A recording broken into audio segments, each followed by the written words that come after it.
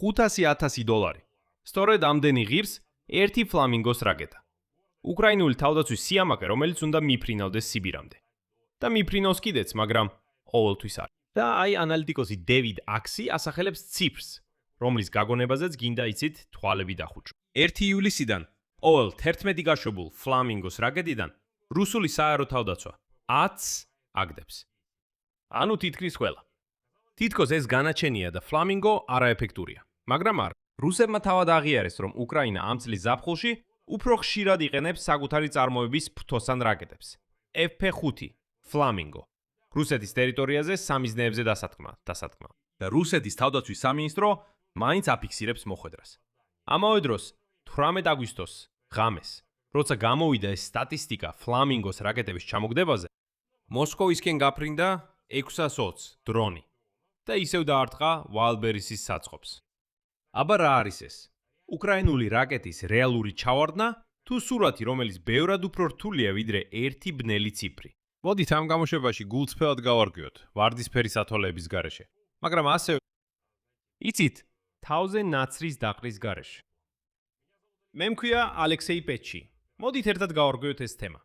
მაგრამ სანამ დავიწყებთ, გთხოვთ გამოიწერეთ ეს არხი და მოიწონეთ გამოშვება. და არ დაგავიწყდეთ, შემდეგ კომენტარი დაწეროთ ამ YouTube არხის მხარდასაჭერად. ამისთვის მადლიერი ვიქნები. გმადლობთ. ამჟამად რუსეთი თითქმის ყველა უკრაინულ რაკეტა PP5 ფლამინგოს იჭერს. შორეული რადიოლოკაციური აღმოჩენის თვითმფრინავების A-50-ის დახმარებით. ბოლო კვირების განმავლობაში მიზნამდე მხოლოდ 1 ან 2 ასეთი რაკეტა მიაღწია. თითოეული მათგანი შეგახსენებთ დაახლოებით $500,000 ღირს. ამაზე ანალიტიკოსი დევიდ აქსი წერს გამოცემა ევრომაიდან პრესისთვის. დავიწყოთ თავად ჩაჭევის მეთოდით, რადგან ის ხსნის, საიდან გაჩნდა ასეთი მძიმე სტატისტიკა. რუსეთის სამხედრო საჰაერო ძალები იყენებენ შორეული რადიოლოკაციური აღმოჩენის თვითმფრინავებს E-50U, რომლებიც აღჭურვილია რადარებით კორპუსზე. ისინი პატრულირებენ მარშრუტებს, რომლითაც ფლამინგოები მიფრინავენ რუსეთის სიღრმეში მდებარე სამიზნეებისკენ და წინასწარ აფიქსირებენ მათ. საჩვენებელი მაგალითია, 4 ივლისს სწორედ შორეული რადიოლოკაციური აღმოჩენის თვითმფრინავმა A-50U დაეხმარა სახმელეთო კომპლექსებს ერთდროულად 5 რაკეტის ჩამოგდებაში. FP5. ეს იყო რაკეტა, რომელიც ვოდკინსკისკენ მიფრინავდა. ეს უკრაინიდან 1360 კილომეტრში. მაღალ სიმაღლეზე ფრენის წყალობით თვითმფრინავი დაბალ სიმაღლეზე მფრინავ მიზნებს ბევრად ადრე ამჩნევს, ვიდრე სახმელეთო რადარები. 7 ივლისს კი ამ ანალიტიკოსის მონაცემებით რუსებმა სავარაუდოდ უკვე 4 ასეთი თვითმფრინავი გამოიყენეს ერთდროულად საჰაერო თავდაცვის კოორდინაციისთვის. ამის შემდეგ თითქმის ყველა გაშვებული რაკეტა ფლამინგო ჯერ კიდევ ჰაერში ჩამოაგდეს. მაშინვე ერთ მნიშვნელოვან უმნიშვნელოვანეს შენიშვნას გავაკეთებ. სწორედ ეს რიცხვი 11-დან 10 რაკეტა დაფუძნებულია მხოლოდ ერთი კარტოგრაფის მიერ ღია მონაცემების თვალყურის დევნებაზე და არც უკრაინისგან, არც რუსეთისგან ოფიციალური დადასტურება არ არსებობს და დათვრაში შეიძლება იყოს შეცდომაც. ასევე შეიძლება არსებობდეს გაუხმაურებელი თავდასხმებიც, რადგან მათი გახმაურება არც ერთ მხარეს არ აწყობს.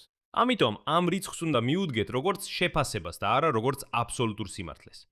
მაგრამ სრულად იგნორირებაც არ შეიძლება.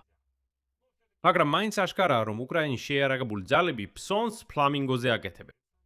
უკრაინამ 2026 წლის ზაფხულში უფრო ხშირად დაიწყო ფლამინგოს ფრთოსანი რაკეტების გამოყენება ბინძური რუსეთის ტერიტორიაზე, მიზნების დასათქმად.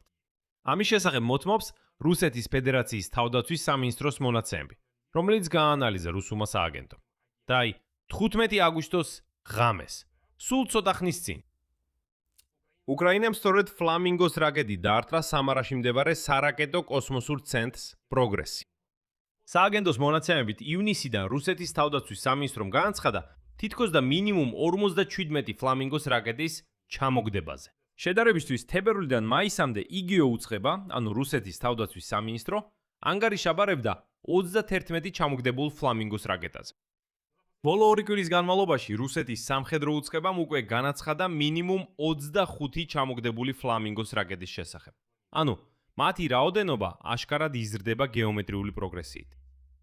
ამ ზაფხულს უკრაინის შეიარაღებულმა ძალებმა მინიმუმ 4 წარმატებული დარტყმა მიაყენეს. ანუ ობიექტებს რუსეთის შიგნით სწორედ ამ FP5 ფლამინგოს რაკეტებით. 10 ივნისს დარტყმა მიაყენეს ვნირ პროგრესს ჩებოქსარებში, რომელიც კამიკაძე დრონებისთვის მოდულებს აწარმოებს. 27 ივნისს უკრაინულმა ძალებმა დაარტყეს სამხედრო სამრეწველო კომპლექსის საწარმო ტიტან ბარიკადებს ვოლგოგრადში. იქ აწარმოებენ იარსის, ტოპოლემის და სარმატის გამშრებ დაანდგარებს. 24 ივლისს უკრაინამ დარტყმა მიაყენა კიროს, სადაც შეტევა განხორციელდა ვიაცკის მანქანათმშენებლობის საწარმო ავიტექზე. მაშინ ანალიტიკოსებმა დაასვენეს, რომ ქარხანას ერთდროულად 2 რაკეტა მოხვდა, რამაც მნიშვნელოვანი დაზიანებები გამოიწვია. ანუ, ერთდროულად 2 რაკეტა გაეპარა საერთო თავდაცვას. ბოლო დარტყმა კი 15 აგვისტოს სამარაში მდებარე სარაკეტო კოსმოსურ ცენტრ პროგრესზე განხორციელდა. ექსპერტები კი დარტყმების რაოდენობის ზრდას ამ რაკეტების წარმოების გაფართოებას უკავშირებენ. ახსენებთ, რომ რაკეტა ფლამინგო ეს არის უკრაინული ფრთოსანი რაკეტა, რომლის გამოცხადებული სიშორე 3000 კილომეტრს აღწევს. მას შეუძლია ატაროს საბრძოლო ნაწილი, რომლის წონა 1000 კილოგრამს აღწევს და განავითაროს სიჩქარე 900 კილომეტრამდე საათში. ამ რაკეტის ყველაზე შორეულ სამიზნედ ვოდკინის ქარხანას ასახელებენ უდმურტეთში.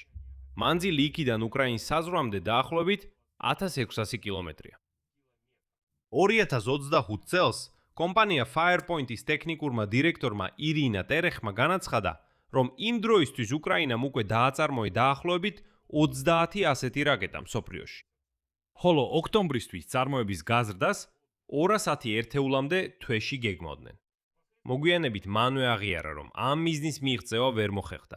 თუმცა მიუხედავად ამისა, ფლამინგო სავარაუდოდ ნელ-ნელა ხდება უკრაინის შეიარაღებული ძალების ძირითადი რაკეტაშორ მანძილზე დარტყმებისთვის. შეგახსენებთ, ჩვენ კიდევ გვაქვს რაკეტა ნეპტუნი, მაგრამ მისი მოქმედების რადიუსი ჯერჯერობით მაინც ჩამოუვარდება ფლამინგოს რაკეტას. და როგორც ხედავთ, მას ბევრად უფრო იშვიათად იყენებენ. თუმცა არსებობს შორ მანძილზე მოქმედი ნეპტუნიც. აქ მაგალითად მე მაქვს კითხვები ხელმძღვანელობისადმი. რატომ იყენებთ უფრო ხშირად კერძო კომპანიის, Firepoint-ის შემუშავებულ რაკეტას, ვიდრე უკრაინული თავდაცვითი სამრეწველო კომპლექსის, ნეპტუნის უკრაინულ შემუშავებას? თავი აღნიშნოთ, რომ უკრაინა არ ზის ხელდაკრეფილი ამ სტატისტიკის შემდეგ. არა, იგივე კომპანია Firepoint-ი, როგორც ამბობს თანამფლობელი დენის შტილერმანი, სვლის სიმაღლის საზომის პარამეტრებს, რათა რაკეტები უფრო დაბლა იფრენენ. ასე მათ რადარებით აღმოჩენა კიდევ უფრო რთული იქნება.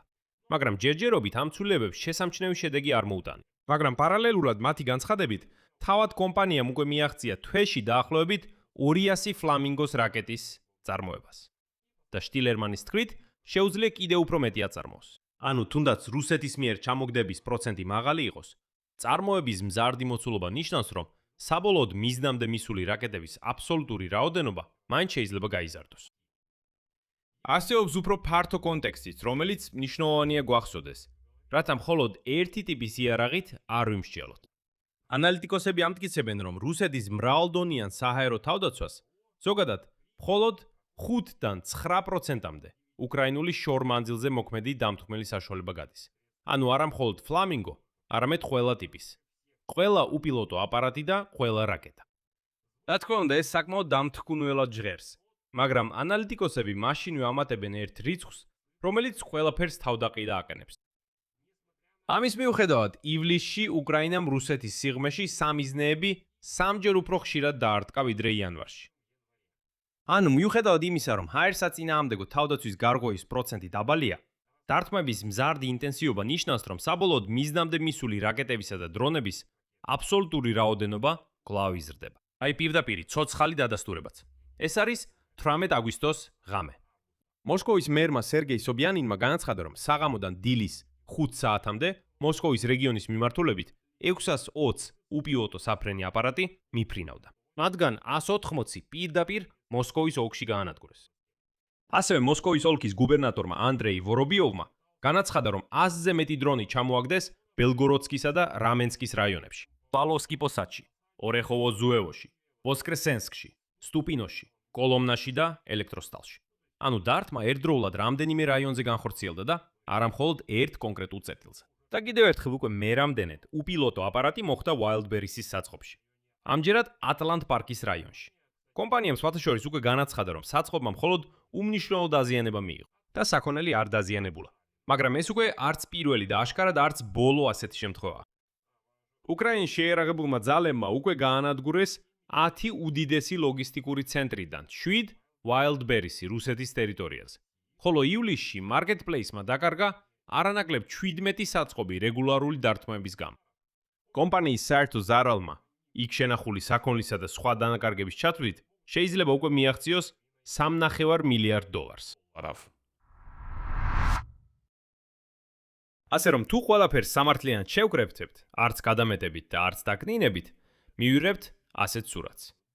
დიახ, კონკრეტულად Flamingos რაკეტებზე გადაჭევის სტატისტიკა მართლაც არასასიამოვნოა. რუსეთი უფრო სწრაფად ადაპტირდა ვიდრე ბევრს ეგონა და რადიოლოკაციური აღმოჩენის თვითმფრინავები სწორედ ამ ტიპის რაკეტების წინააღმდეგ გამოიყენა. ამის დამალო არ ღირს, თორემ შემდეგ მოლოდინებსა და რეალობას შორის სხვაობა უფრო მტკივნეული იქნება. მაგრამ ამავდროულად ასევე არ შეიძლება თავი მოაჩვენოთ, თითქოს საერთოდ არაფერი აღწევს მიზანს და ყველაფერი უაზროა.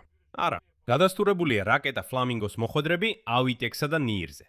პროგრესი, Firepoint-ში წარმოების მოცულობის ზრდა და რაც თავარია, საერთო ტენდენცია. ანუ სამჯერ გაიზარდა დართმების სიხშირე რუსეთის სიღრმეში წლის განმავლობაში. რაც აჩვენებს, რომ ამ მთელი კამპანიის აბსოლუტური ეფექტი მხოლოდ იზრდება. თუნდაც თუ ერთი კონკრეტული რაკეტის წარმატებული გარღვევების პროცენტი დროებით შემცირდა. მაინც ვიმედოვნებ, რომ რაღაცას დაამატებენ შამანეთზე მაღალმძომთან ან კიდევ რამეს, რომ ეს რაკეტა უფრო ეფექტური გახდება. ხოლო დღევანდელი ღამე 620 დრონით და კიდევ ერთი დართმით Wildberries-ზე, ეს რა თქმა უნდა იდეალურ სტატისტიკას არ ეხება. ეს იმის შესახებაა, რომ ომი რუსეთის შიგნით ყოველ ღამეს იგრძნობა. და ეს არ არის დამოკიდებული იმაზე, რამდენი Flamingo მიაღწია ამ კვირაში სიბირამდე. ამ იქნება არც სიბირამდე. სულ ერთია სად. ანუ დიახ, რუსები ახლა აშკარად რომ რუსები ახლა ამ ინფორმაციას აქეთ-იქით ატრიალებენ, აი იმისთვის რომ უკრაინულ იარაღს დასცინა. კარგი, მოდით ვიყოთ გულწრფელები. რუსები ველურები არიან, რომლებსაც უბრალოდ სიცილი უნდათ, აი აცინონ. ესე იგი, თავარია რომ ამ მომღიმარ რუსებზე ეცემოდეს რაკეტები, დრონები თუნდაც. დიახ, ჯერჯერობით ჰაერსაწინააღმდეგო თავდაცვა ისე ეფექტურად ვერ მუშაობს, როგორც გვინდოდა, მაგრამ მაინც აღწევს. და რაღაც ნაწილი მაინც აღწევს იქ, სადაც საჭიროა. და ეცემა პირდაპირ ამ გაველურებულების თავებზე. აქ მრავალ წერტილს ვსვამ. თქვენი აზრი და დასკვნები დაწერეთ კომენტარებში ამ გამოშვების ქვემოთ. გამოიწერეთ არხი, დააწექით ზარს და არ დაგავიწყდეთ ლაიკის დაჭერა. ამით ყველაფერი დასრულდა. იზრუნეთ საკუთარ თავზე. ყველას მშვიდობა.